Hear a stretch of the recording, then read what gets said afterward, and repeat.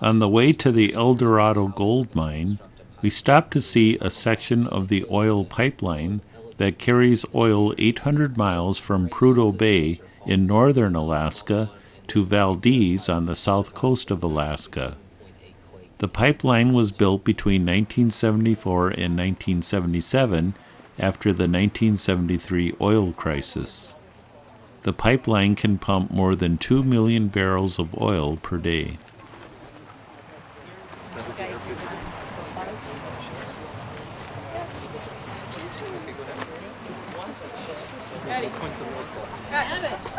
Right now you put it on.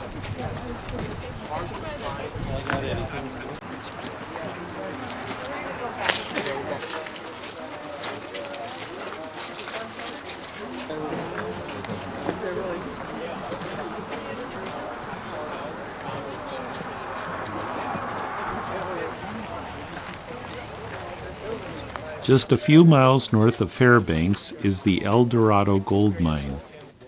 We are stopping here to see a demonstration of old-time panning methods and modern-day recovery techniques. The tour includes a train ride to the mine, passing through a permafrost tunnel.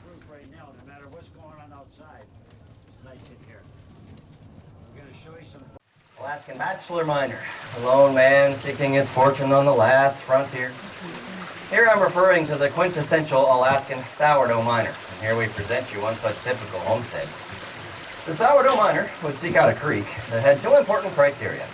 The first was an abundance of timber nearby. The second was at least the suggestion of there being gold in the creek. Of course, the timber was necessary to help build and to heat their homes, which were often built directly into a south-facing hillside for better warmth and insulation.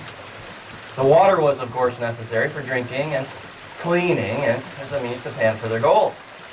It was efficient for them to construct a portable sluice box. This particular model here was referred to as a rocker box. I'll go ahead and demonstrate to you why it was called that.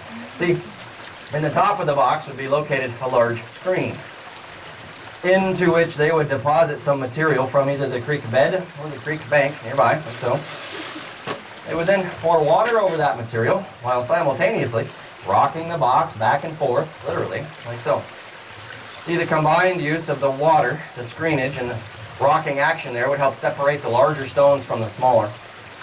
It would also help encourage that heavy gold to settle down into the bottom of this rocker box. Now, they would repeat this activity for quite some time before eventually cleaning out and panning the contents of this rocker box. They would then relocate the box either upstream or downstream according to their luck or their inclination. And of course, sometimes these sourdough miners did get quite lucky. They'd hit the jackpot and strike it rich. Usually, however, they would lose their shirts. And hence emerged the reference of the Alaskan sourdough miner as being sour in Alaska with no dough to get out. It was often much more lucrative for those independent miners to instead spend their winter time fur trapping and trading and offer their summertime services to the larger mining operations, like what we'll show you next. Operation is connected to that permafrost tunnel. And Tim's got this set up to be a rare picture, so stand up now on the outside and get ready, take a couple shots. Now remember, these miners would only dig in the winter time. That's for safety purposes. We're talking about dealing with frozen permafrost here. If it's allowed to warm up, thaw out, it essentially just turns into a bunch of mud. And you got a great risk of cave inside. When the summertime would come, they'd seal these shafts off and keep it nice and cool down there. They'd proceed to wash through all the material that they'd excavated throughout the winter. This area here is called the wash zone.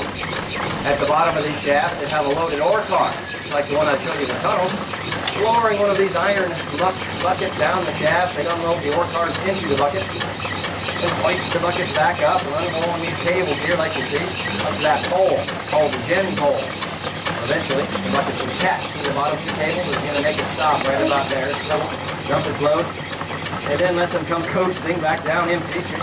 Bang into these logs here. They reset to the next load. Stop, like that. For all winter long. All that's left today of that era are just a few remnants of equipment like this and many memories.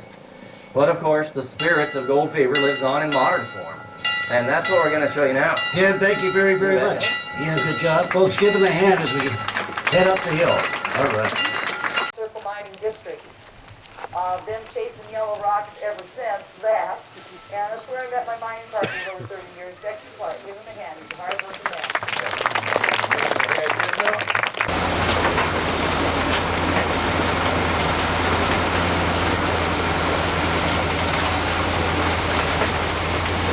Be sure there's enough water in your pan to rinse these stones so there's no gold stuck to them before you pull them out. More water. There's the slurry, grinding, going good. Here's all the detail you need. After the demonstrations, we are given a bag of dirt and a pan to try panning for gold.